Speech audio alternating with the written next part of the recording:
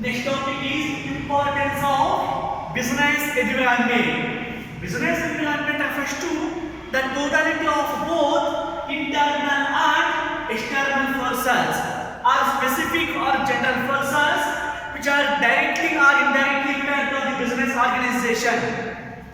See, it helps, means business environment helps to identify an opportunity. Identification or identifying of an opportunity.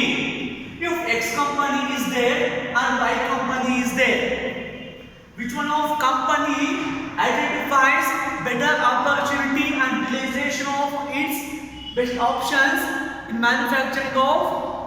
If X company manufactures better quality of goods and services than Y company, X company may survive than Y company for a long period of time. Survival in a market for a long period of time.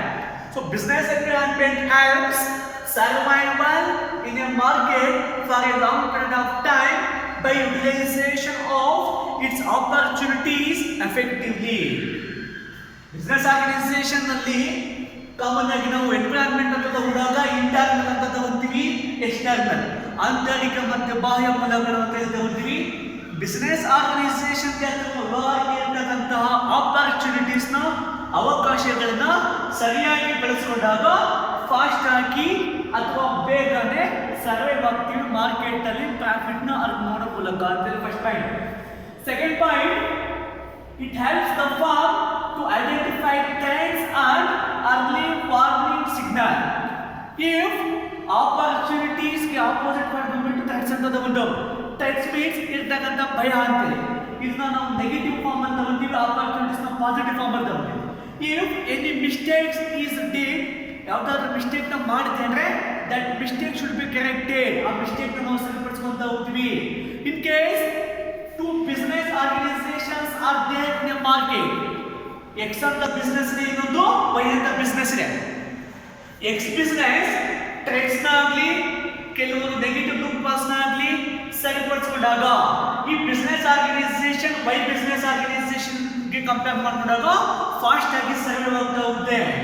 If any one business or any business organization or firm identify its threats, ಆ threats ನ identify ಮಾಡಿ that threat should be avoided ಅದನ್ನ avoid ಮಾಡಿದಾಗ business organisation may survive for a long period of time in a market long period of time ಅಲ್ಲಿ survive ಆಗ್ತಾವೆ.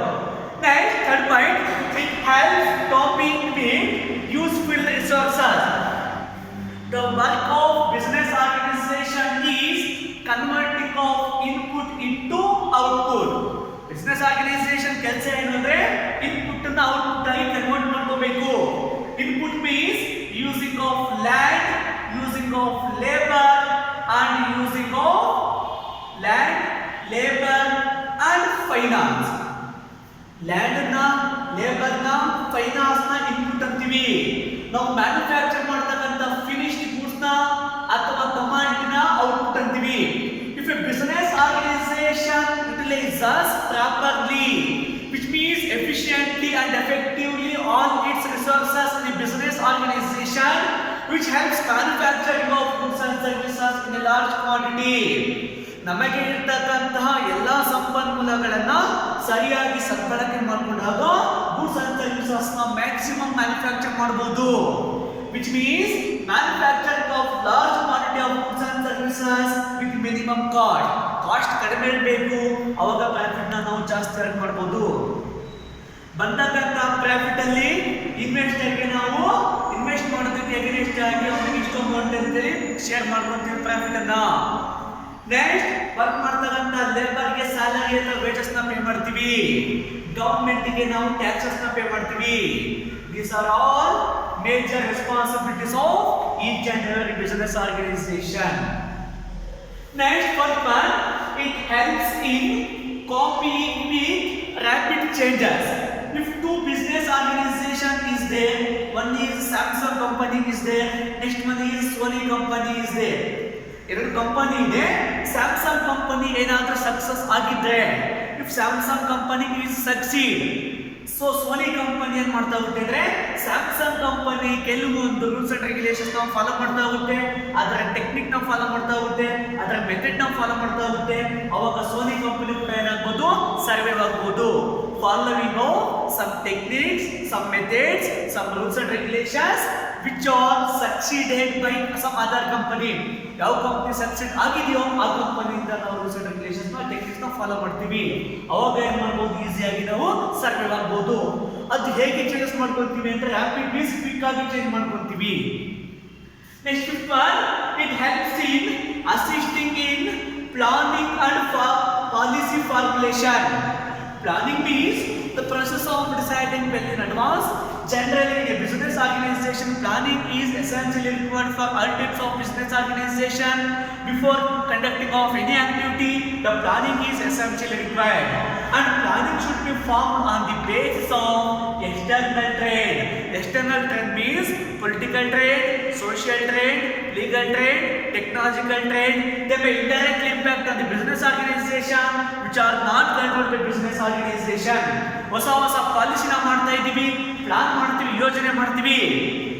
ಆ ಯೋಜನೆಗಳು business ಆರ್ಗನೈಸೇಷನ್ಗೆ suitable ಆಗಬೇಕು, ಏನೋ ಸಮಥಿಂಗ್ ಅಚೀವ್ ಮಾಡೋದಕ್ಕೆ. ಹೊಸ ಹೊಸ ಪಾಲಿಸಿನ ಫಾರ್ಮುಲೇಷನ್ ಮಾಡ್ತಾ ಇದೀವಿ ಅಂದ್ರೆ ಬಿಸ್ನೆಸ್ ಆರ್ಗನೈಸೇಷನ್ ಸಕ್ಸಸ್ ಆಗೋದಕ್ಕೆ ಅದು ಕಾರಣ ಆಗಬೇಕು. ಅಂತಹ ಪಾಲಿಸಿ ಫಾರ್ಮುಲೇಷನ್ಸ್ ಮತ್ತೆ ಪ್ಲಾನಿಂಗ್ ಮಾಡ್ತಾ ಹೋಗ್ತೀವಿ. ಅದು business environment importance. Last point, it helps in improving business performance. It helps in improving business performance. If business organization performs in environment is not fixed. Environment ಯಾವಾಗಲೂ ಫಿಕ್ಸ್ ಅಲ್ಲ. Business ಎಲ್ಲಿ work ಮಾಡ್ತಾ ಇದೆ ಅಂದ್ರೆ environment. As per situation, economically, politically, socially, legally, environment ಏನಾಗ್ತಾ ಹೋಗುತ್ತೆ, change ಆಗ್ತಾ ಹೋಗುತ್ತೆ. ನಾಟ್ ಫಿಕ್ಸೆಡ್, ಅದನ್ನ ಫ್ಲೆಕ್ಸಿಬಲ್ ಅಂತೀವಿ. Flexible means as per situation change ಆಗುತ್ತೆ. ಅದನ್ನ ಸ್ಟಾಂಡ್ ಆಗಿ ಡೈನಾಮಿಕ್ ಇನ್ ನೇಚರ್ ಅಂತೀವಿ. ಬಿಸ್ನೆಸ್ ಆರ್ಗನೈಸೇಷನ್ ಪರ್ಫಾರ್ಮೆನ್ಸ್ ಇನ್ಕ್ರೀಸ್ ಆಗ್ತಾ ಇದೆ. If increasing in performance of business organization, which helps manufacturing of goods and services in a large quantity. If manufacturing increases, which helps selling and distribution or sales promotion. Increasing in the volume of sales, that is sales promotion. If sales will increase, and that time profit also simultaneously increases. Sales ಜಾಸ್ತಿ ಆಗ್ತಾ ಇದೆ ಅನ್ನೋವಾಗ profit ಕೂಡ ಜಾಸ್ತಿ ಆಗ್ತಾ ಹೋಗುತ್ತೆ. ಜಾಸ್ತಿ goods and services ನಾವು manufacture ಮಾಡ್ತೀವಿ. ಮ್ಯಾನುಫ್ಯಾಕ್ಚರ್ ಮಾಡಿದಷ್ಟು ನಮಗೆ ಜಾಸ್ತಿ ಸೇಲ್ ಆಗಿ ಜಾಸ್ತಿ ಪ್ರಾಫಿಟ್ ಸಿಗ್ತಾ ಹೋಗುತ್ತೆ. ಇಟ್ ಮೀನ್ಸ್ ಏನಂದ್ರೆ ಇದು ಬಿಸ್ನೆಸ್ ಪರ್ಫಾರ್ಮೆನ್ಸ್ ನ ಇನ್ಕ್ರೀಸ್ ಮಾಡ್ತಾ ಇದೆ. ಪರ್ಫಾರ್ಮೆನ್ಸ್ ಜಾಸ್ತಿ ಆಗ್ತಾ ಇದೆ, ಬಿಸ್ನೆಸ್ ಗೇನ್ ಸಿಗ್ತಾ ಇದೆ, ಜಾಸ್ತಿ ಪ್ರಾಫಿಟ್ ಸಿಗ್ತಾ ಇದೆ. If more performance is performed by business, that helps increasing profit or earning of profit in a key level. ಜಾಸ್ತಿ ಪ್ರಾಫಿಟ್ ಅರ್ನ್ ಮಾಡೋದಕ್ಕೆ ಹೆಲ್ಪ್ ಆಗುತ್ತೆ. Next topic is dimensions of business environment. Dimensions ನ next class ಮಾಡ್ತಾ ಹೋಗೋಣ. Okay, thank you.